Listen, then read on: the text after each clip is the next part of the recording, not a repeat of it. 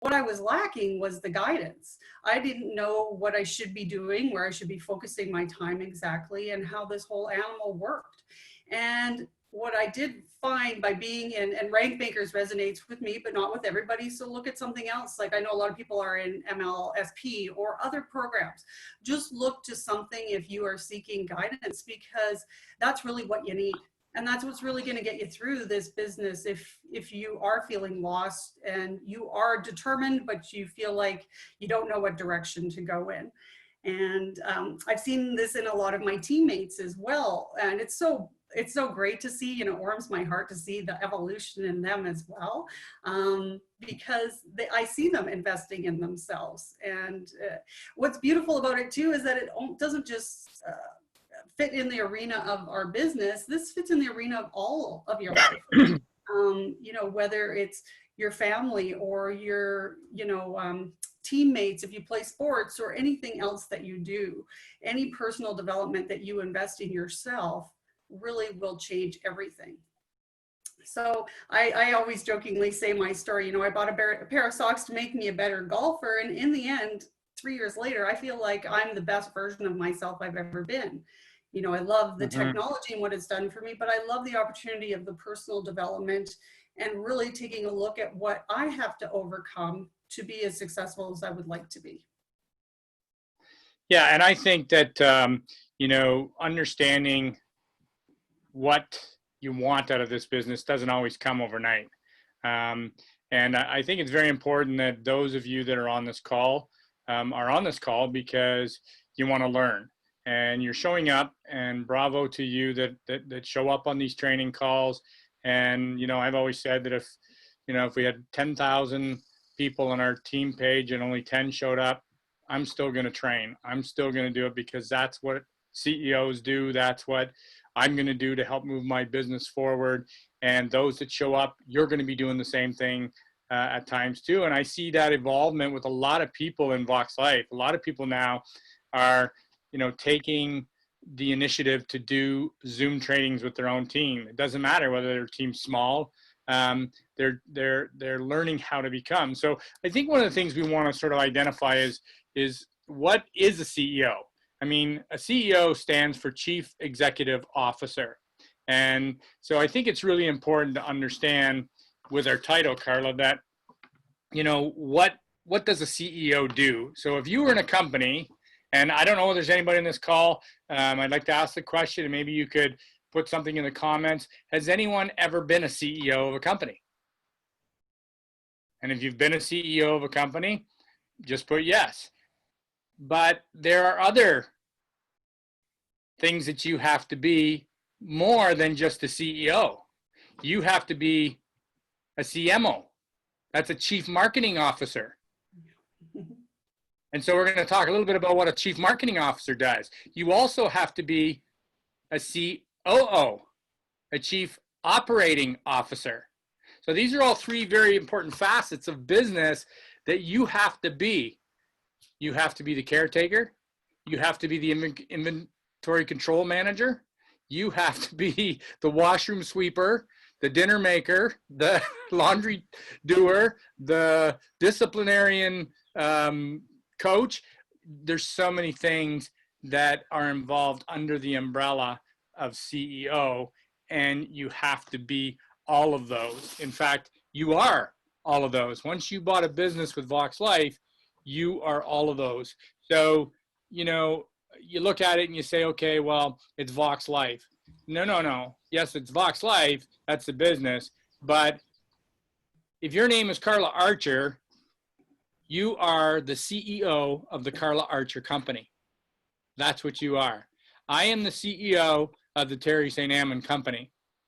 All right. The brand that my company represents is Wearable Neurotech and Vox Life. So that's very important to understand that distinction with regards to a CEO. So what does a CEO do? So Carla, what would you think a CEO would do? I'm going to throw something at you here. Yeah. I think that, a CEO is in a position where they sort of oversee, and they're okay to delegate tasks to other people in a sense if you're dealing with a bigger company, but ultimately they're responsible for the overall functionality, the earnings. They're involved. They're responsible for making it happen, really.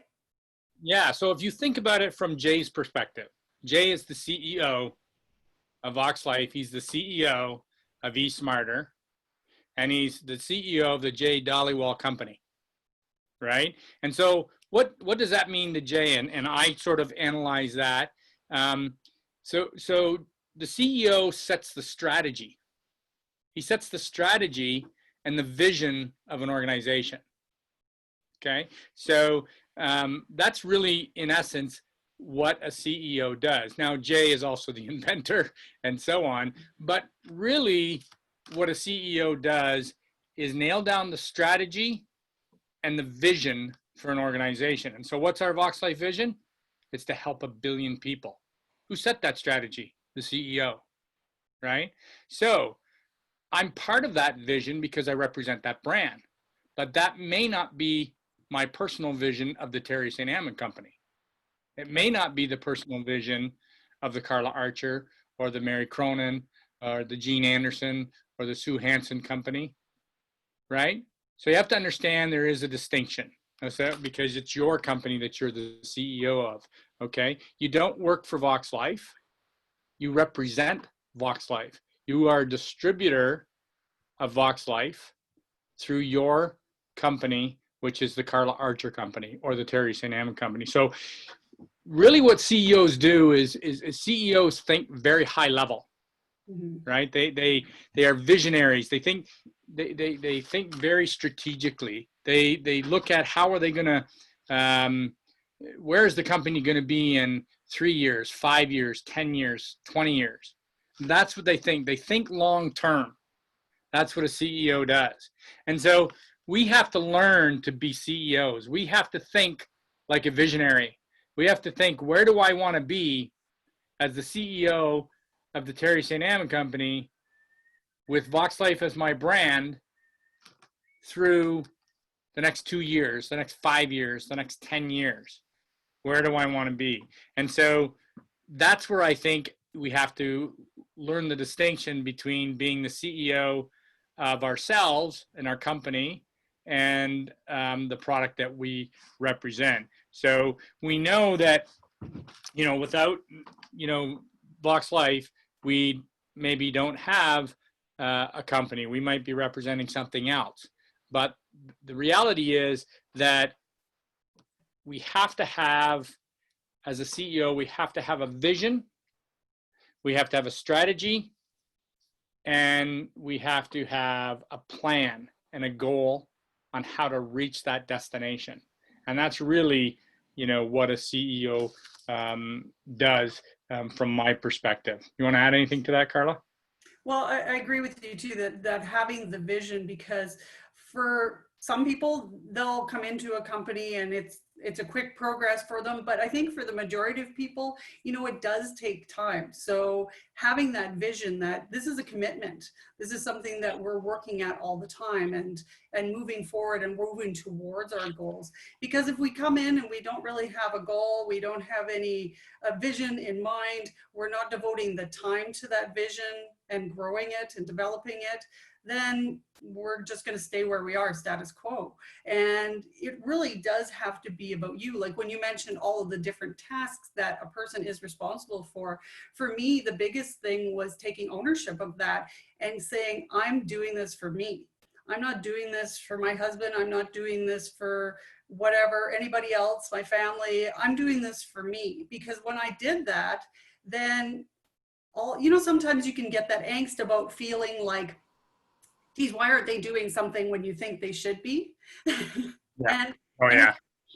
That's again looking externally. And so when I really settled in with this all being about me, other people are going to benefit, but the whole reason behind my drive is for me, because I like it, because I enjoy it, because I see the vision, because I want to grow a business, because I want to help other people. That to me was pivotal in changing my mind and my direction. So we need to get really real about how we're looking at this and where we want to go and how we're going to get there, and do what you need to do. You can't build a company of your own without investing into it. So if you need some coaching, get some coaching. If Yeah.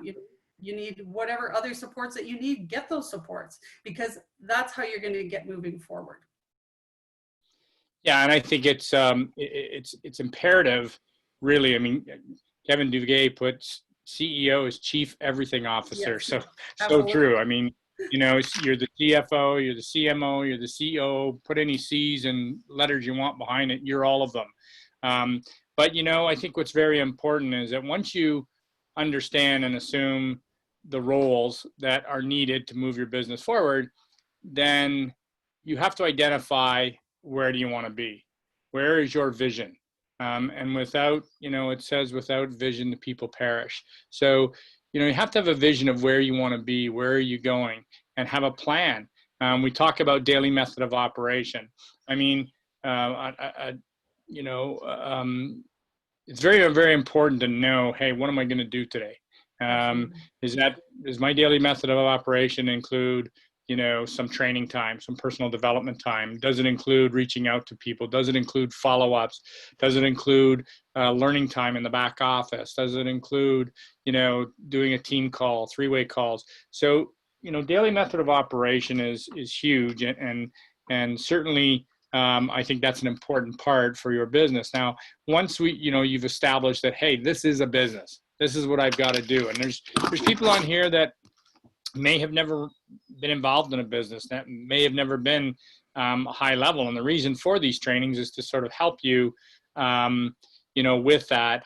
And you know, I often laugh. I think it's funny, you know, we buy this business and I see people come into network marketing business, and not necessarily Vox Life, other network marketing companies that I've been studying and watching and looking at along with Vox Life. And they come in and they spend, you know, no time honing their craft. They spend no time, and yet they want to make large money. Well, do you think if you walked in with absolutely no skills to a company and said, hey, I want to be your COO, what are they going to do? Yeah. Right? Well, They're going to laugh you out of that's so the true. building. Like, I don't know anybody, and there may be somebody out there, but most of us never walk into a job or think to your past of, and even parenthood for many of you, who knew what they were doing right off the bat? It always takes time to learn and to grow and to evolve to get good. And I love that expression that you just said about developing your craft. This is such a craft to develop, and it's worth it. That's what I can say too, because having a daily method of operation is really the way that you have to go. You need to know what you need to be doing to get your business moving forward, and it helps you stay focused. And it's like working a muscle. You got to keep at it all the time. I'm an ex-fitness instructor, so I always think in those terms about, you know, when you first start working out, it's hard and you might be out of breath and your muscles are sore, but as you get doing it more often, it gets better and better. And this is no different. I started doing a little more prospecting online, and that was developing a muscle. Like the first few days I had to set up my spreadsheet and my notes and then start working it, and it was slow, but as I progressively am doing it more and more, it's becoming easier and easier all the time. And I think that's really what people need to know, is that just keep at it, just keep working at it, and it'll come. Yeah, and you know, it's always funny to me how you know, we spend more time planning a vacation. You know, we'll set a great plan to go on a vacation, but we don't put a plan together to run our business. You know, we'll set a plan. You know, think about a wedding without a plan.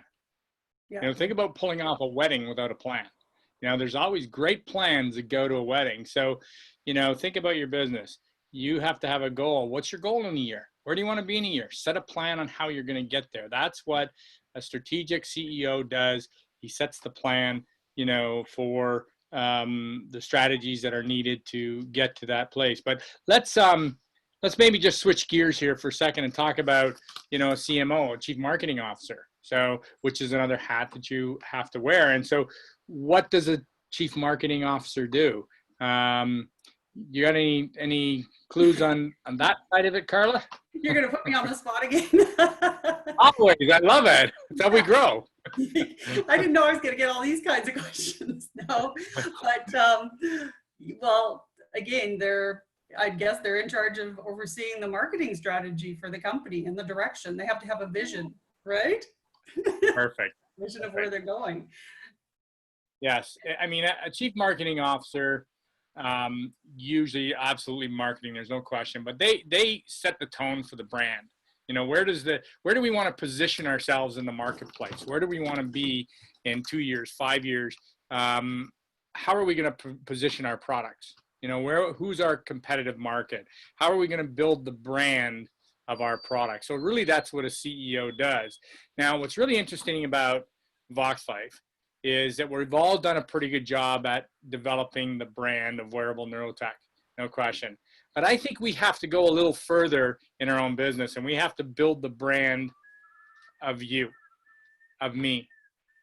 You have to build the brand of Gene. You have to build the brand of, you know, Kevin Duguay. You have to build the brand. And so building your own brand brings value and credibility to the products we represent.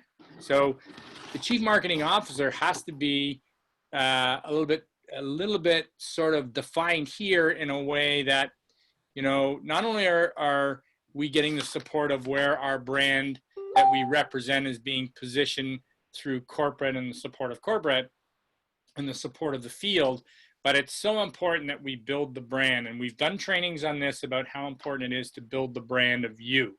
And because people want to follow those that they like, those that they resonate with.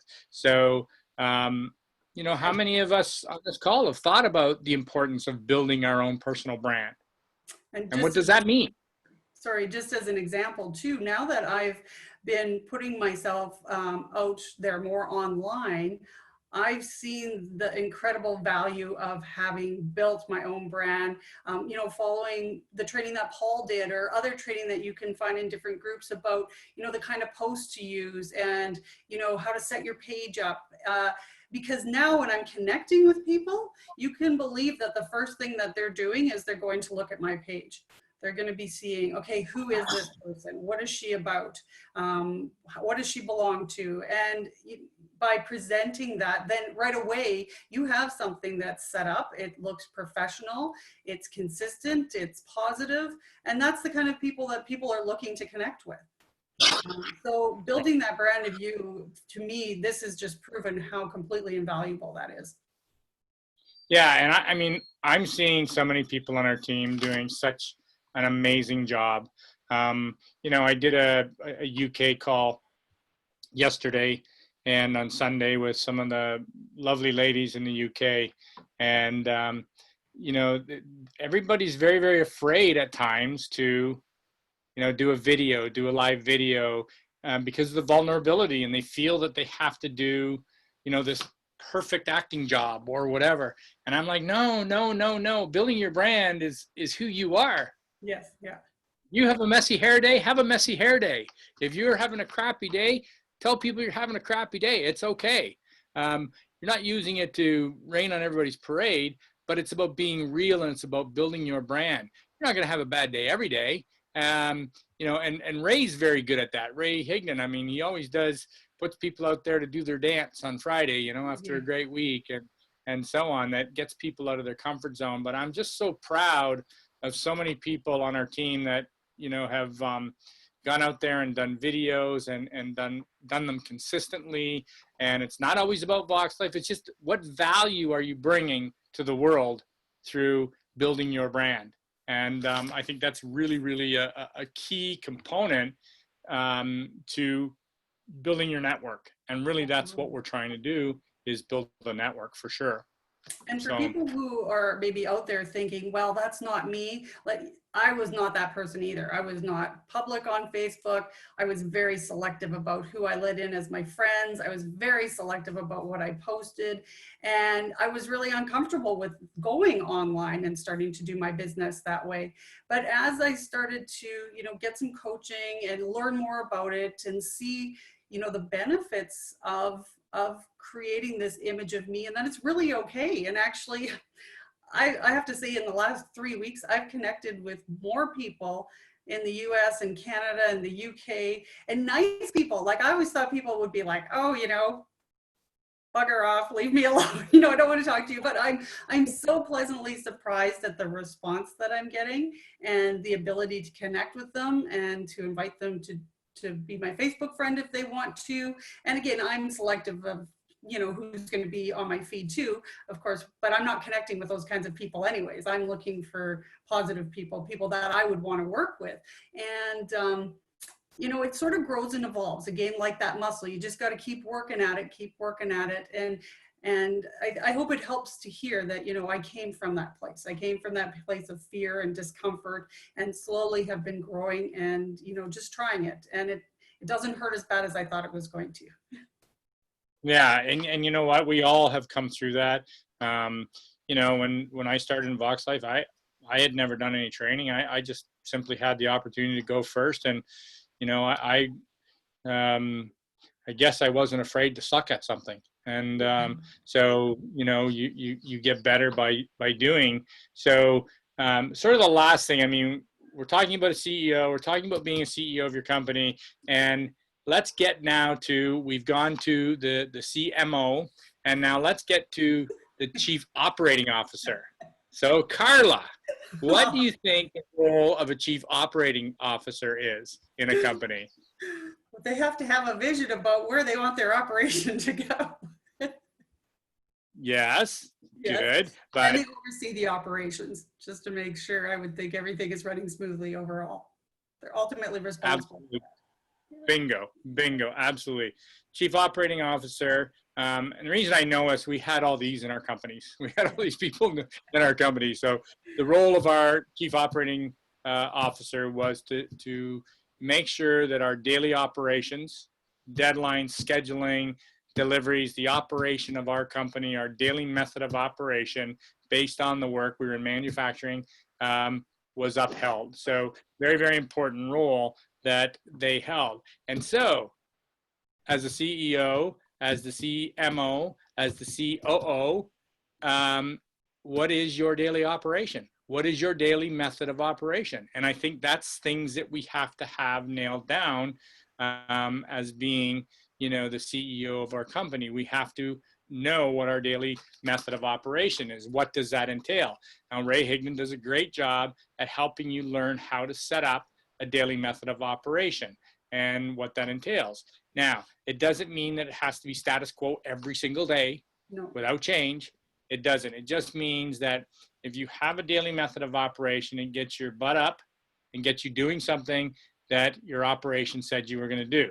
Now, if you look at a company and you had a daily method of operation, nobody did it, there'd be no employees left. You'd all be fired, right? So we have to look at ourselves as our Chief Operating Officer and an employee, that we set our daily method of operation. What is our operation? And what are we doing to ensure that our operation is continuing to run smoothly? So that's very important. So being the CEO of your company means that you have to be the CMO, the COO, and we know the CFO. So we're looking after the finances of your own business and your own family. And I think everybody that's, you know, you have to look after your finances, and we have two ways of making money in this business. So that's really, to me, you know, based on where our time has gone, what it means to me to be the CEO of your company. And I think it's important that everybody embrace that and understand that. And I think you'll have a lot better time moving your business forward. So any closing thoughts, Carla? Yeah, just on top of that too, you know, you're doing great, and be your own cheerleader, because that's really important. Be compassionate and be understanding with yourself, and give yourself the time when you need to work through certain areas, rather than my having the expectation that I just suddenly got online and was doing all this work. I gave myself the permission to learn the steps to get set up properly, to start working it, and every week get better. I use a planner, and this really helps me because I can put my whole day into my planner. And also I've been encouraged to check off and put like successes in here and keep track of that. I love this planner too, because in the morning it asked me, or when I first start, what would I say to myself if I was a high performance coach looking at myself? And then at the end of the day, same thing. What would you say to yourself after the end of the day? And so you have to be your own cheerleader, and you have to keep your spirits up and keep seeing your wins to keep yourself going. Because I was listening to another lady talk one time, and she said, you know what, we are the meanest to ourselves. If we actually said what we say to ourselves to somebody else, we'd probably be horrified, and we never probably would. So be nice to Yeah. yourself. And because you need to fill all those roles, but you need to be in good mental health for that too, and a positive state of mind. And it's okay if you have a bad day, just keep going. If I fall off the horse one day, don't look back, just get up and keep going. That's the most important thing. Yeah, and that's important because we know that in the position of high level in a company, the companies always aren't doing well, right? So the CEO continues to go into work every day. So does the CEO, so does the CFO, so does the CMO. They all go to their jobs every day, despite the fact that it might not be, pleasant at the time. There's rough times in every business, and certainly during this pandemic, a lot of businesses are feeling that. So I just encourage everybody to, look at their Vox Life business and understand that it is a business. Understand that you have to be the CEO of your business, and Vox Life is the brand of your business, and you are the CEO of the Carla Archer Company, and I am the CEO of the Terry St. Amman Company. And so, where do I want that company to go? What do I want to build over the next 3 years, over the next 1 year? What are those visions? What are those goals? And what's my strategy to do that? And those are some important things that people have to realize and understand. And I think that if you do that, it's going to help you move your business forward in a positive way, and you won't be struggling with what do I do today? What do I do today? Right? So that makes sense. I was just through these changing times too, the last 3 months, these are times like we've never seen before. So for a lot of us, we're independent on our own, and we're wondering, is everybody else struggling the same way as we are? Are we looking at the same obstacles? And know that you're not alone. And that's why we have this great Vaccination team page. The team's there to support you and to help you. And that's why we're on tonight. We want to talk about that a little bit more, to let you know you're not alone out there in the field. Absolutely.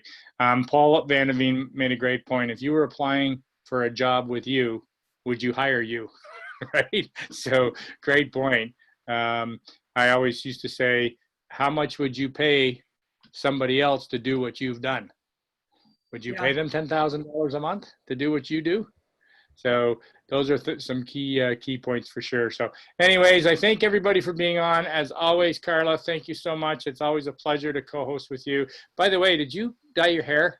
Did you change your hair color a little bit? Well, I'm going gray, so it's kind of been in the sun and toned and getting lighter. No, it looks very blonde right now. Yeah, it's kind of blonde and gray. We'll see what happens. Don't talk about gray around me. So anyways, I'm going to unmute everybody. Thank you all. Yeah, thanks, guys. All participants are unmuted. So thank you. Thank you all for being on the call. Thank you. Seeing you again. Thanks again, Carla. Good and job. Talk to you all.